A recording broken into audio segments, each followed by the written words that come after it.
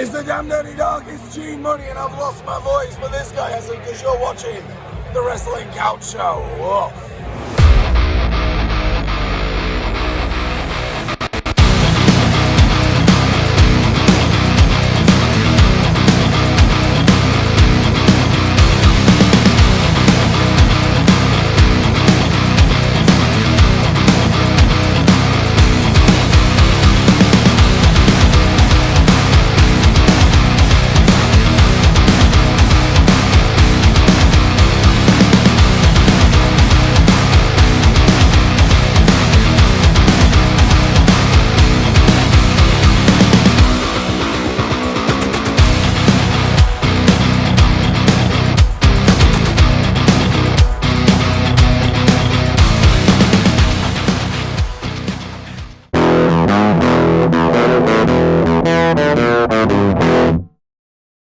And yep, thank you Gene Munny for that lovely shout out, that lovely call out for my channel. Indeed, he was such a lovely guy to meet, and I look forward to see him hopefully again soon. But thank you again, Gene Munny. And yes, I am back. I am finally back from London. I was one of the lucky ones who didn't get a flight cancelled because my flight was late on Monday night.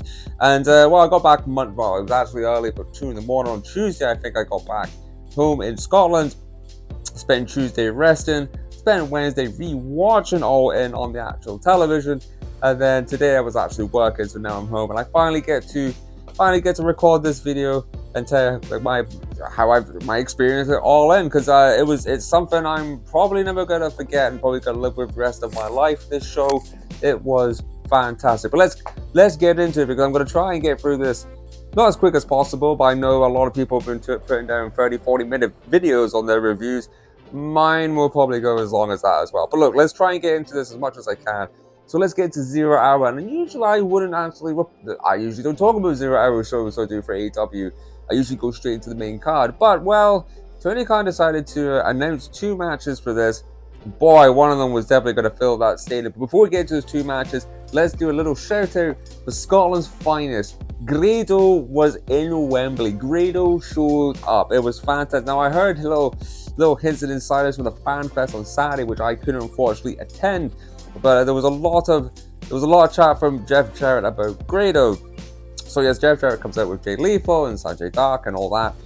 And the next thing we know, Big Show, Paul White. I should really not say that because Grado did see that on TV. Paul White then comes out, and the next thing we know, Grado's logo pops on the screen. The pop Grado got was very impressive, actually. And yeah, we got a lot of fun out of this. We got Grado finally. I think him and Jarrett had a feud back in the old TNA Impact days, and we've seen a guitar go over Jarrett's head. We saw Paul White deliver a great chokeslam to Jay Lethal. And yeah, just a nice little fun appearance for Grado, and I'm sure he got a kick out of this, being in front of 80,000 people. But anyway, let's get on to the 2 matches in 0 Hour. Now, the first match, I couldn't believe we were going to get this, because this is one way to get people to watch 0 Hour and hopefully buy the pay-per-view. You have a match for the ROH, the Ring of Honor Tag Team titles, the holders, Aussie Open, who are a very, very good team indeed, against the team of Better Than You Baby with MJF and Adam Cole. When I heard them announce this match, it's like, well, looks like we're going to have to be there for 5 o'clock, aren't we? So yeah, these guys had a fun match, a fun opening match to start off the show.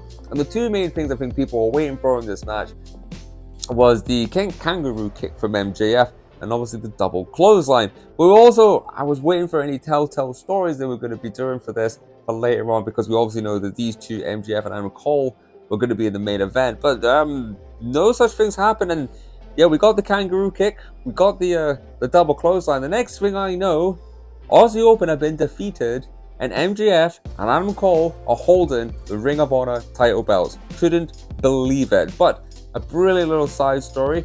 I'm hoping Aussie Open maybe come back as well, because they are a fantastic team. If anybody saw their match at New Japan against FTR last year at Royal Quest, we all know how stupidly good this team is. But anyway, great opening match. Really enjoyed that one. So we came to the second match of the 0 Hour to get everybody sort of interested, and this is what my girlfriend was quite interested in. She likes both of these wrestlers. So we had a title match for the FTW title, Taz's title, obviously, between the holder himself, Jack Perry, who planned to retire the belt against the cold, handsome devil in Hook, Taz's son. And these two, as much as I remember the match, a lot of it happening pretty much at the entranceway, because Jack Perry then came out in a limousine, and they did a whole bunch of spots. They did, I'm sure at one point we did a fisherman brainbuster on that thing onto the window screen. I need to rewatch that one again, actually. But yeah, it was quite a you could tell Hook was really want to get that title back, and luckily for us, yes, Hook picked up the win. The FTW title belt is not going to get retired, and Hook is reclaimed, and hopefully we'll see Hook go on to another. Who's he going to feud next? I would actually like to see RVD come back again and have a match against Hook. That was fantastic. But yes, that was 0 Hour. 2 great matches, a fantastic little appearance from Grado, which popped the entire British crowd, obviously. And then we were waiting for the main card to start, and boy, did they give us an opening match, eh? So the opening match of this card, the main card, so it was for the Real World Championship. CM Punk, the holder, and Samoa Joe, who is currently the Ring of Honor television title holder as well, but that belt was not on the line, eh? And yeah, this match, this bloody match, Samoa Joe's music hits first, and I pop. I'm a Joe fan. I'm definitely a Samoa Joe fan. I love everything he does. I also love his ring gear because it's always like a tribute to one of the greats in Misawa in Japan, and just the way Joe's attitude. To think this guy was told by WWE and NXT that he couldn't wrestle anymore and he was going to be on commentary. Man, this guy can still go. Like, oh my goodness, he looks scary. Joe is scary, by the way. If you ever see that guy wrestle in real life, like that face, you just wouldn't want to piss that off. But then we got an interesting moment after Joe's entrance and CM Punk's entrance, and I'm on the fence. We're not gonna get into too much, but look, it was great seeing CM Punk. The guy is a legend after all. The crowd response was a bit mixed. I feel there was slightly more boos than cheers, but look, his fans were there. I said, I'm not too fast. I was kind of happy, like, well, it's still CM Punk. This is going to be a great match. And boy, these two had a bloody brawl. It was great. It was actually, I quite enjoyed this opening match. Certain spots I definitely remember is CM Punk getting caught on the outside by his legs, and Joe just swinging him right into the announce table, that was some spot as well. And you could tell these two were aggressive chops, especially from Joe. We're also waiting for the classic. He finally got it done. When someone tries to do something on the top turnbuckle and Joe just turns and walks away. That spot will never get boring. But yes, at the end of this match, so CM Punk retains his Real World Championship. It was, as I say, it was a good opening match. I think with the crowd reaction too, it was, you want to start off with a banger in your card, you want to end with a banger. But this was a banger to start out with, don't get me wrong. But also felt kind of like Tony Khan just wanted to get CM Punk kind of out the way, especially with that crowd. I mean, it wasn't the worst crowd response there, but I said, look, I'm not picking a side. I'm not picking a side. I was quite happy to see CM Punk, but I understand the reaction as well. I'm on the fence. So, but a fun opening match. I definitely would recommend going and watch that one. And then finally, we got the first 6-man tag, and I've always said that one thing AEW knows how to do is put on a banger of a 6-man tag. And this one, there was a few names in here I couldn't believe I was going to get to see all in the ring at the same time. So we had the heels. We had the Bullet Club, obviously the Bullet Club with Jay White and Juice Robinson, and from Don Callis' family himself, Konosuke Takeshita was also wrestling. He is, we all know he's a big guy, but God, when you see that guy in real life, my God, Konosuke is huge, by the way. And they would take on the team of the Golden Elite with Kenny Omega, Hangman Page, and a certain Kota Ibushi was going to be in Wembley, reuniting with Kenny Omega, the Golden Lovers. I couldn't wait for that. But yeah, this was, as I said, another good 6-man tag. A lot of fun spots. There's a lot of action going. We got the Guns as well coming out, and they managed to get their, they managed to get their bits in as well on television and shine as well. But everyone looked fantastic in this match. From Kota Ibushi's kicks, those kicks never get bloody old. From sequences between Kenny Omega and Konosuke Takeshita, Juice Robinson running about like a madman as well. And it was, as I say, it was a fun match. But hey, what a surprise ending, because I said, me included and a few other people generally thought the Elite were going to go over in this. We generally thought the Elite were going to go over in this match. But no, it was Konosuke Kateshka, with the surprise roll-up on Kenny Omega. And this is how we're going to now get the Omega-Takeshita match at All Out in Chicago now, if you already haven't seen that. And yeah, I was definitely, and Don Callis was out, and I must have been one of the few people cheering on Don, because I think Don is hilarious. I think he's a genius. I love what he does. I mean, the heat on that guy is pretty big right now. But yeah, unfortunately, yeah, Kenny Omega did not come with a win. My girlfriend was gutted watching this match. But they're going to continue the storyline. I'm sure we're going to get Jay White versus Kota Ibushi, which I remember their match from Wrestle Kingdom. That's going to be a banger. Please give me that bloody match again. But yeah, overall, they're going to continue a good 6-man tag, and I'm guessing they're going to continue the storyline with this. We're going to get Konosuke versus Omega, and I cannot wait for that match. So after that, well, we got the first real big match we were looking for, and I was surprised we got it this early on the card, because it was time for the World Tag Team Championships. FTR taking on the Young Bucks to find out who is finally the greatest tag team ever. And to be honest, for me, this match didn't matter. Well, it does matter, obviously, but it doesn't matter who won. For me, both these teams are the best in the world for their own different rights. Obviously, they're two completely different teams, but they are still two of the greatest. And for me, it was a win-win situation. I was, well, if I had to be honest, I was slightly cheering on the Bucks more, because I've always been an Elite fan, and I've seen the Bucks wrestle twice before. But hey, look, as I said, I love FTR as well. My girlfriend was cheering on them, and this was another. Some people have said maybe not as good as the first two matches. I think it's just up there as well. I remember getting to the end of that match and thinking that was a banger. They were doing callbacks to other matches, especially when Cash Wheeler went for the 450 splash again, missed again, gets the super kick but kicks out this time, and then they were doing homages to their own moves as well. I think the Bucks went for a shadow machine at some point as well, and then you've seen just reversals, and it was just the match you were expecting, but you loved at the same time. So look, FTR retained their championships, which I guess makes them officially now the greatest tag team in the world. But when they went to shake the Young Bucks' hands, the Bucks refused to shake those hands. So I don't think we're fully done with this feud yet, and we might get something else. We'll just have to wait. But I tell you what, I must admit, it was one of my matches of the night, this tag match.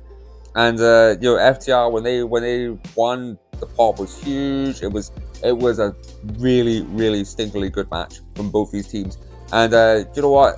If you're an FTR fan, if you're a Young Bucks fan, it doesn't matter at this point. Let's not sit on pheasants anymore. Both these teams are fantastic, no matter what you say. And I love both these teams, and I hope there's a lot of people out there who definitely love both these teams. But look, if they're going to do another one, I'm not going to say no to that, because you could watch these two teams wrestle every week, couldn't you? But yeah, so FTR retaining their World Tag Team titles, and then we'll have to see what they move on to next. And next on the card, well, here's a match I was trying to figure out all week, how they were going to do this one. It was Stadium Stampede time. And my goodness, because I remember the first Stadium Stampede took place because of a certain pandemic that came in.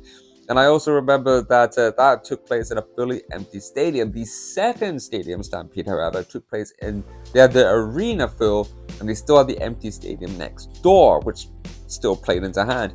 This time around, though, they have a full stadium of 80,000 plus fans there. And I was like, well, what are they going to do with this?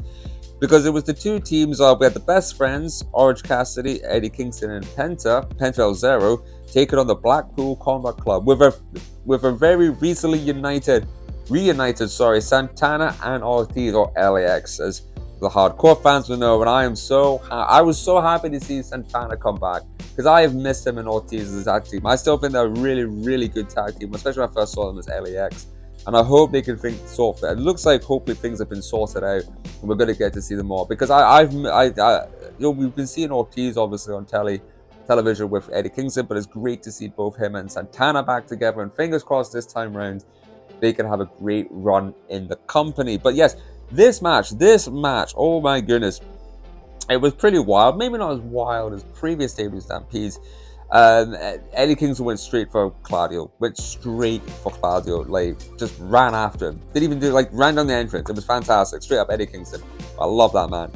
And yes, all teams started, we got A good entrance from Blackpool Combat Club, because when John Moxley's music hit, everybody in the stadium, including myself, were looking around. We were looking around to see where they're coming, and I think AEW might have missed a slight beat on this one.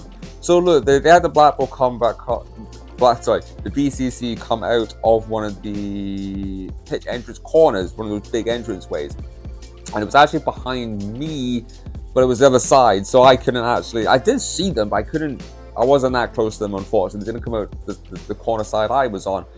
I think what they should have done is had each member, and obviously there was more of them, so you'd have two of them coming out of one. Use all four corners so all the fans can bloody on the floor can see that stuff. Hey, so I feel like AEW missed a slight beat with that one, but I'm not going to complain anyway because this match was crazy as well. We had, to make sure it was a stadium stampede, we had Claudio and Kingston disappearing. Next thing we saw them in one of the top stands fighting. We had them in the back car park. They had them in hallways. It was very trying to keep up with this match when you're watching it live at the event is something else. I knew I was probably going to miss something I would see on television later, but there was a whole bunch of like, well, a couple of, as we know on this channel, we like to talk about death matches. There was a couple of deathmatch spots, and we got, well, the skewers got me as well when Kingston had to, not Kingston, it was Moxley taking the skewers. He forgot, though, unfortunately, to take the tape off, which he managed to do because that's one of the points in skewers is when you take the tape off, they sort of just go blah, like that. And it looks really, really cool. Yun Kasai is fantastic at that stuff, eh? We had that, and then we also even had a Taipei moment to finish the match. But before we get to that, a great little moment where John Moxley and Eddie Kingston both go through the barbed wire board, and then Eddie Kingston sort of looks up and straight up gives the middle finger to John Moxley. There's a great picture of that, and I know those two are really good friends. I'm sure they had a chuckle about that, and I'm sure that picture will be framed and put up somewhere. But the finish of this match, though, was a pretty crazy match. It was, well, I didn't think I was going to see Taipei, and if you know what Taipei is, that's a brutal form of fighting and deathmatch wrestling, so it is. So Taipei, we all know that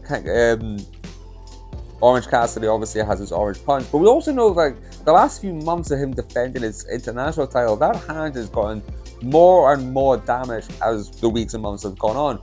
So to finish this match off, he gets his tape and he starts taping his hand, but the sticky side is on the other side. I noticed this on the TV screen. I'm thinking, I might see what's happening here, but I can't believe AEW are going to do it. He brings a bucket of glass out and you put the tape into the glass. And that's Taipei, and that's another deathmatch moment. And he straight up, I think the finish was he gives the orange punch. I think it was to Claudio. I think it was Claudio.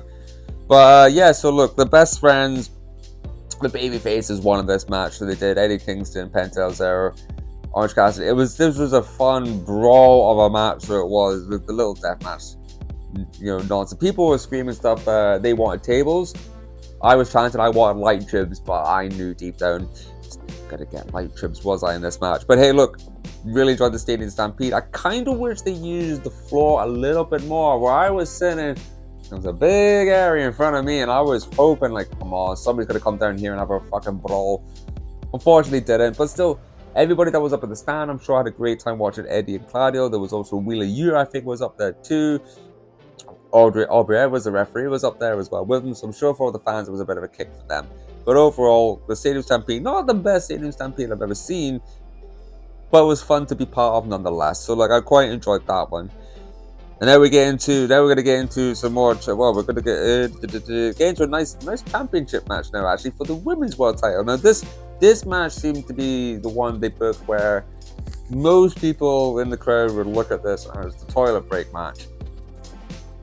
I enjoyed this match quite a bit. It was Saraya taking on the champion as well, Hikaru Shida. We had Toni Storm and Dr. Britt Baker, DMD, in a fatal four-way match. And you know what? As much as even I've said as well that the women's division in AEW is not terrible, they've got a lot of good talent there, but the booking just could be a bit better. And I was hoping they would have more than one women's match on this card as well. But look, a fun match. Another fun. All the matches were fun pretty much to watch. But this has some interesting story to it, especially when it comes to the part where, because you got Saraya and Toni Storm, both from the Outcast, and there was a little moment in the match where they both go for the pin at the same time, both of them staring at each other, not knowing who's going to take the pin, and they were both arguing arguing and arguing. And this match got more unraveled, the more it seemed like the Outcasts were about to unravel. Ruby Soho then comes down to the ring to try and sort things out, to sort of be peacemaker. And then Toni Storm accidentally hits her as well. And, I mean, it was a good back and forth. It was a great spot, I remember, in this match, actually. I mean, Toni Storm was being held, I can't remember what the hold was called, but she was pretty much between Britt Baker's legs, I think it was, and Britt's yanking back on her arms. No, it was she that hold her in that move, because then Britt Baker comes out and delivers this curb stomp to Toni Storm that just looked brutal. And with Toni Storm's arms kind of behind her back, she didn't really have much protection when her face smashed off the canvas. Excuse me. But some people may not like this match as much. I actually found it quite entertaining. And yes, I know a lot of the Americans were complaining at the result of this match. I know she's not been on the most on fire person, Saraya, and I wasn't so keen on her either when she first came into AEW. However, she's kind of winning me over now, and I thought she was quite decent in this match as well. And yes, I think as you know, some American fans will be a bit disgruntled by the result. However, if you were in the stadium and you heard the pop for when she finally won that thing, you can kind of understand why Tony Khan did it, because it must have looked fantastic on television. And yeah, I mean, it's not the decision I don't think I wanted either, but like, you know what I mean, for the big Wembley moment, for the big pop, the moment for her and her family, can't complain too much actually. But you know, all the Americans will, because that's what they do best. So look, I think that was an interesting match. It had some great little moments in it. I think Hikaru Shida looked fantastic as well. And now we're going to see what happens with the Outcast and see if they can keep it together, or this could be the end maybe for the Outcast. But we'll have to wait. I mean, I've still got to go watch Dynamite after this, so I do. So it's a lot on today. But anyways, let's move on, because this was one of the matches I think that a lot of people in the crowd came to see, because there was a certain icon involved in this match, and my goodness, I was popping. And there was a great opening segment video for these two guys, because it was time for Darby Allin and Sting. They could take on Swerve Strickland and Christian Cage in this feud match, and we had Darby Allin and Sting up on the big Titantron screen as well, doing a great promo. And when Sting turns around, you see his makeup. It's half Sting, but the other half is Joker Sting, which some of the newer fans may not remember, but he, back in his TNA days, used to be Joker Sting, winding up Eric Bischoff every week on the show. So that was good to see, and he tells the crowd it's showtime. And even better, when they started playing Metallica's Seek and Destroy, I think it's his old WCW entrance tune, I think someone said, but like, wow, I love that song generally. I've seen Metallica live. So that was great. Everyone singing Seek and Destroy with Sting coming out. There's the icon.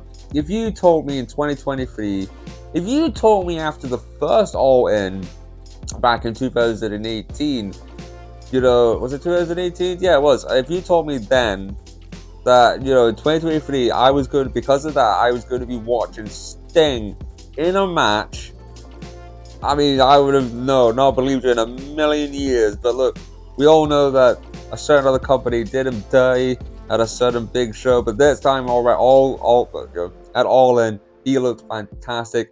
The crowd were just heavy into watching Sting. I mean, don't get me wrong, Darby Allin is fantastic as well, and he had a great match. And obviously with Swerve and Christian Cage too, like, great to see Christian Cage and Sting in the same ring. I felt for I don't know the exact reasons for AR Fox. I know it might have been double booking. I'm not going to speculate, because I don't know, and I'm not going to speculate on something I know nothing about. I just hope AR Fox, whatever the reason he didn't turn up to Wembley, I just hope the man's okay. Like, apparently nothing serious, but I mean, I'm not going to speculate. It's nothing to do with me. Anyway, look, as I say, this was a good match. It was a coffin match, if you know what a coffin match is. To win this match, there's no pinfall, no submission. You have to get your opponent into the coffin and close the lid, which it got a bit brutal with some of the spots. I mean, watching Darby go off the top turnbuckle to hit that drop kick on Christian, that was it, on Christian in the chair, that was cool. And watching Sting, just, he loves going through tables that bad. But I tell you what, the first time he tried It was a bit of an I am the table moment, but then he managed to get himself and swerve through that table. There was more back and forth, and just trying to get. And there was another great little spot where Swerve thought he won the match, where they had the coffin in the middle of the ring. He put Sting in the coffin. He sees Sting's bat, his baseball bat, because he started the match actually with a black cricket bat, which I thought was quite fun actually. He throws the bat into the coffin with Sting, which he would soon find out was going to cost him the match, because as he goes to shut the coffin shut and he thinks he's won the match, no, you look down, Sting's bat is still hanging out, and he's managed to keep the door open, so he did. And this match ended with after Christian got taken out, I think on the drop kick, it was Swerve was half out the coffin, Sting's holding him there, and we get Darby Allin doing his infamous coffin drop onto the coffin that, Swerve's sort of half out, and that's how they finished the match. They managed to get Swerve into the coffin, close the door. The pop was huge. Everybody just wanted to see Sting. It was all for Sting. Don't get me wrong, the three other guys, fantastic, great performance. But everybody in the stadium was just in awe of seeing one icon himself in Sting. So thank you very much to Sting, because I don't know, I think he might be retiring either this year or next year. I'm gonna say that now, so I am. Anyway, let's move on to the last three matches, because this third to last match, this was a big one for the Wembley crowd, definitely, because we were finally getting, and I saw him the night before wrestling as well. We had Will Ospreay, Billy Goat taking on the GOAT in Chris Jericho. And yes, the night before, and I will be reviewing it another time. Hopefully tomorrow I'll get it done. Rev Pro, I was at the 11th anniversary show the night before, mainly because I wanted to see Katsuya Shibata, and the main event was Will Ospreay and Shingo Takagi. If many of you might know that I'm a New Japan fan, so any chance I get to see any New Japan guys in the UK, I do my best to go and see, and get to see Shibata was something. But anyways, at the end of Will Ospreay's match, where I was sitting anyway in the upper bowl section of the Copper Box Arena, I could see him running from the corner, a masked man, and instantly, well, I knew who that was going to be instantly. So we got an attack from Chris Jericho, Rev Pro. Nicely sets up a bit more build for this match. And boy, what a couple of entrances though from both guys. Chris Jericho famously coming out, had his band on the top of the entranceway, Fozzy playing Judas, that was so cool. That was really cool, getting to see 8,000 people to sing Judas. And before he sung Judas, he actually had a little Freddie Mercury moment, because we've all seen the meme, we've all seen online Freddie Mercury doing his a cappella stuff, obviously, to the crowd. No offense to Chris Jericho, he's got a great voice as well. He's a great singer. You're not Freddie Mercury, mate, but it was really cool to see, and sing along to that song was absolutely awesome. But then seeing Will Ospreay come out, and he had a different new ring gear on, and he got Elevated was playing when he came out. A nice touch, a really nice touch from Will Ospreay. I saw this later on social media. He had stitched in, I don't know if it was the arm of his jacket or somewhere in his jacket, all the UK independent promotions that he had worked for, and I thought that was a very classy move from Will Ospreay, because Rev Pro was the night before was kind of a celebration of British and UK wrestling, and this match was a good back and forth again. And to be honest, I'll admit, it wasn't exactly the match I wanted. I think a lot of us wanted the Ospreay Omega match, obviously, but when they announced this match, I thought, you know what, I'm not that upset. This should still be quite a good match. And it was an excellent match. And you know what? Chris Jericho, let's give that man some credit. Some people might mock his physique and his age. Dude can still go. The dude still has moves. And there was actually, they proved me wrong a bit, because I thought there was one or two botches in this match. We watched it on television, I was kind of wrong, because the botch I thought I saw was Chris going for the moonsault off the second rope, and I thought the botch was Ospreay had moved, not realizing this, realized Chris is going to do the moonsault and jumps back in. No, rewatched on the television. It was an Oz cutter, actually, Jericho was doing. He just slightly rotates his body to go back a bit, so it looks like he's kind of doing a moonsault. But these two were perfect. And Will Ospreay is just, I have to say, I think he is generally the best in the world right now. I mean, don't get me wrong, there's loads of really good wrestlers out there. Your Kenny Omegas, your Bryan Danielsons, you know. But it comes to there's something about Will Ospreay, and he said, previously, this match is going to change his life, and it will generally change his life. And we all know at the end of this year, his New Japan contract comes up. I think we might be seeing Will Ospreay a little bit more in AEW, which I am not going to say no to. I love him in Japan. I'm a big New Japan guy. But there's so many matches I would want to see Will Ospreay. I want to see Will Ospreay versus Pac. I want to see Will Ospreay versus Ray Phoenix. Let's get Will Ospreay, Bryan Danielson, Will Ospreay, Jon Moxley. The list goes on. There's so many incredible matches that guy could have. But look, this match kind of surpassed my expectations. And there was some good stuff in here. Some good kickouts, some code breakers, some Judas effects, some storm breakers, just everything in this match.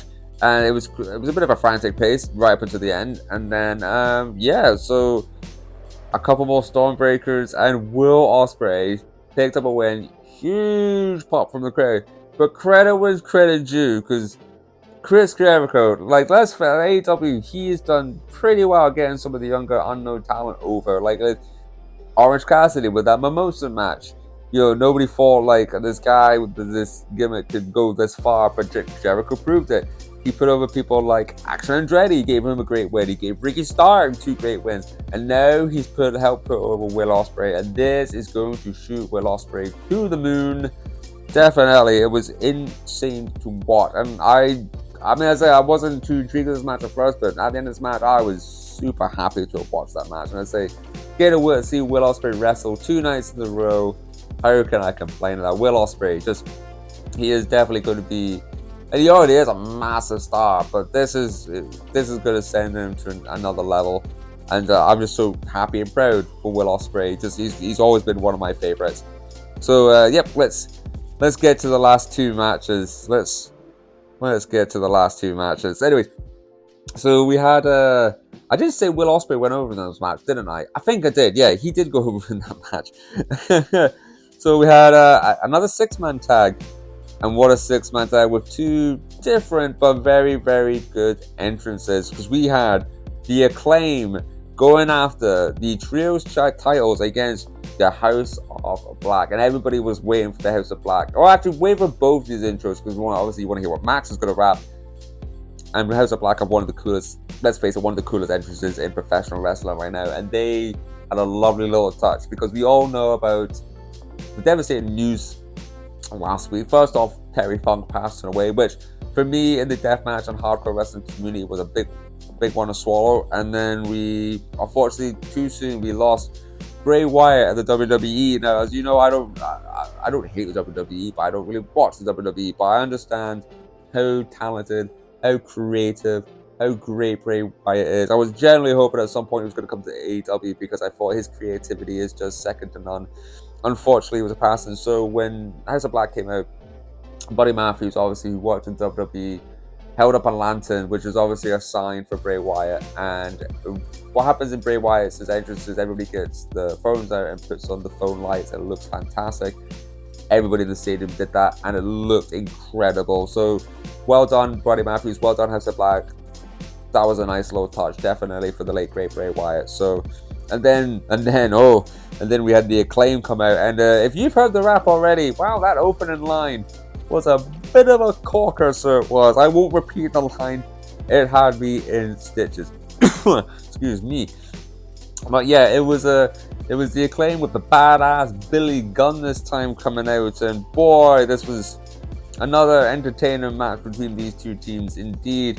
I was enjoying seeing, I'm a big Brody King fan, just to get a bark along with him, that was really fucking cool. To see Malachi Black as well, that guy, he's just been a legend for so long, with Buddy Matthews as well. And the Acclaim, could we just have a moment for the Acclaim? The fact that these 2 guys started off as well, I think they started off as singles, and they were put together as a tag on Dark. What, 3 years later, they're wrestling at Wembley Stadium in front of 80,000 people, and they are one of the most over acts going in AEW right now.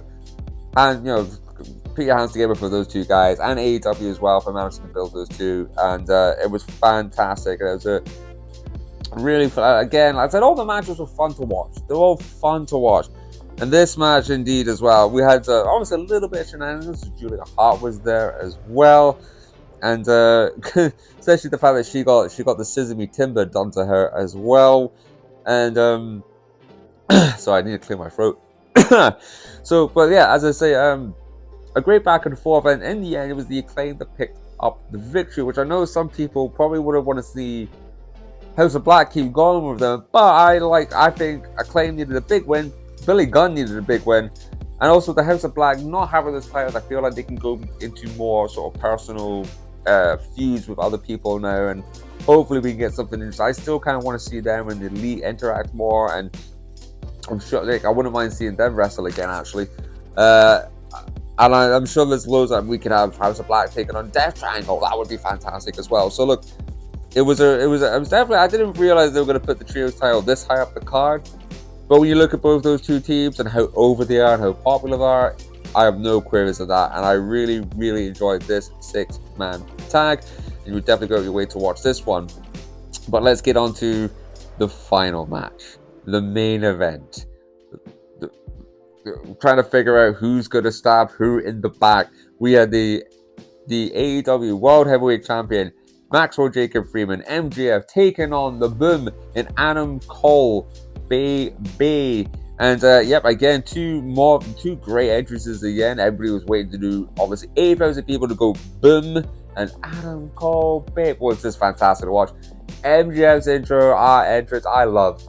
It was with the sympathy of his music. Comes in on the throne. He's got his devil's mask on. Well, I couldn't see though, but I did see on the TV later that he was passing two girls on each side going down the entranceway, and every time we passed two of them, they were both bowed down to him. And he looked great with that devil's mask on as well. But my God, these two guys, my goodness. Well, it started off friendly enough. They went outside the ring. They both got Better Than You Baby t-shirts on, so they did. And then it was sort of starting like a good back and forth. As I say, we're waiting to see who, because the build up for this whole match is, the question was going to be, who's going to turn on who? Is it going to be Adam Cole with Roderick Strong baby coming in to have a bit of shenanigans? Or maybe even Roderick Strong turns on Adam Cole and goes with MJF? Or does MJF use the ring? Like, we don't know, and that's what we were all waiting for. But these two went for a great match, actually. Loads of really good sequences, back and forths again.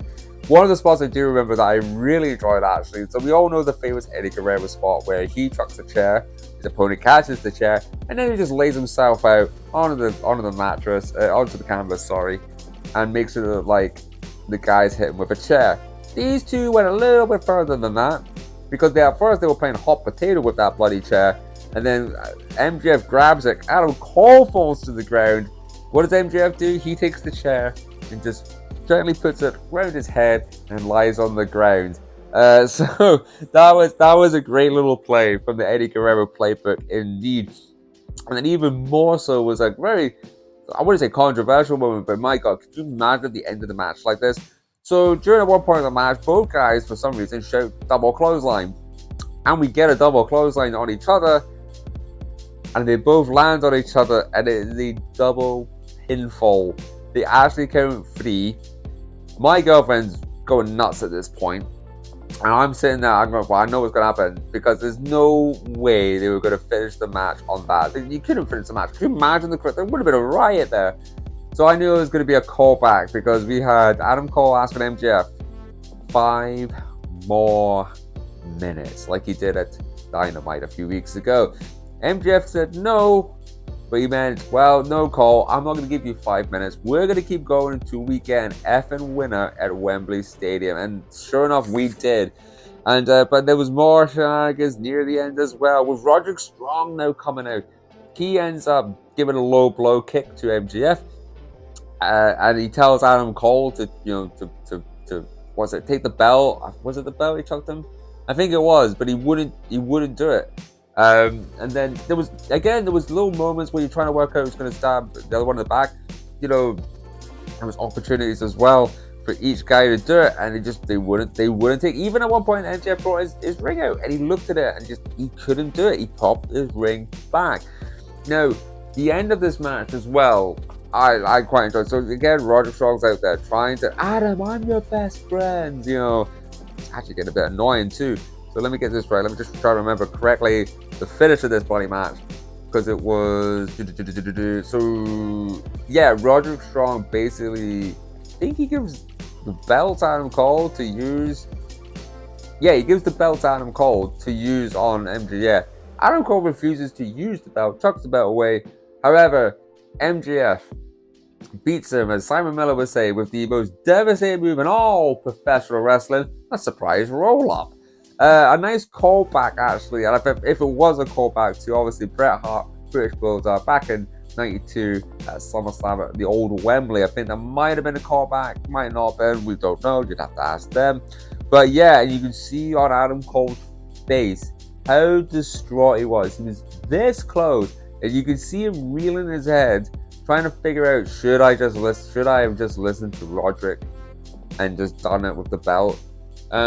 He's very upset, and then so Roderick Strong gets told to basically bug it off, and the Kingdom come out and sort of comfort him, Matt Taven and Michael Bennett, and then so you see Cole being very distracted, and MJF is trying to, dude, it was so unlucky. It could have been any of us. I was very lucky with that win. You're still one of the greats. He even goes and gets the ROH tag belts, passes it to Cole. Come on, we're still tag champs in that. And Cole throws his belt away. You're going, oh no, here we go. What's gonna happen? MJF then gets very angry and he goes, you know what? He lobs his own World Championship belt at Adam Cole. He turns around and goes, go on, hit me from behind. Take a free shot. Okay? And you can see Cole, he's not sure. He ends up chucking the belt away again. And these two hug it out as well. And oh my goodness, that was something I didn't see coming. Because as I said, the whole trip, actually, me and my friends are trying to talk about who do you think is going to double cross who. And in the end, none of them double cross each other. They're still friends. They're going to continue the storyline. And I can't wait, because now we get more of Better Than You Payday as well. And it was a very emotional. Again, it was kind of the decision nobody really seen coming. Because I'm sure I said to a friend, like, what if they don't do it? And he's like, no, somebody has to get double cross on somebody. But they didn't. They just showed, and I think it went a different way. It just showed the real friendship. And I turned around, my girlfriend's almost in tears, and it was a beautiful moment.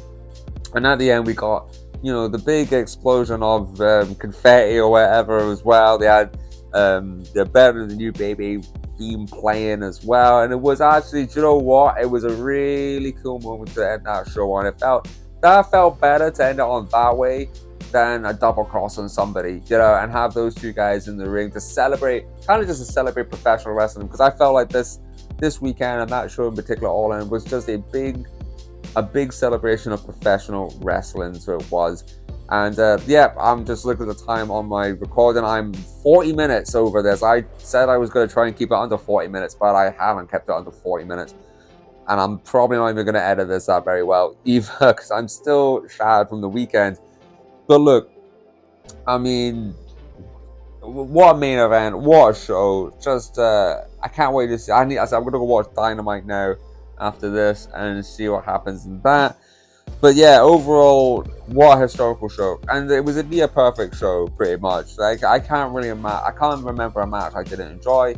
Every match, all the entrances, just the atmosphere as well, the historical aspect of it too. It was a crazy weekend, absolutely crazy. And the fact that we're going to get this again next year, because right after they announced it, 25th August 2024, AEW is coming back again to Wembley Stadium. I cannot believe it. I thought this was going to be a one-off, but no, they're coming back, and hopefully they are going to make this, I hope so, they haven't confirmed it, they're going to make this a yearly, they make this a yearly thing. Oh my goodness, the UK crowd deserve it. We deserve a yearly show like that, because we've been starved for quite a while, actually, apart from obviously with Clash of the Castle last year, but that is unbelievable. Some people have said they reckon it'll only be about 70,000. I think they'll beat the attendance they did this year. It was the official attendance was, because Nigel McGuinness came out, it was 81,035 people. That was the paid attendance at the show.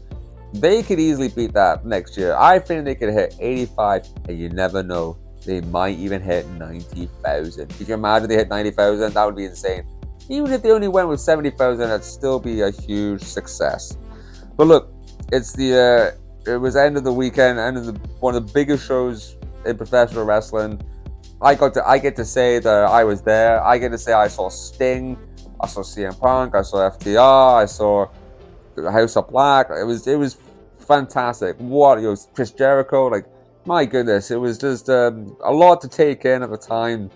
And I was on the floor, the atmosphere, unbelievable. I said, I've been to a lot of wrestling shows. I would never experience anything like that until next year.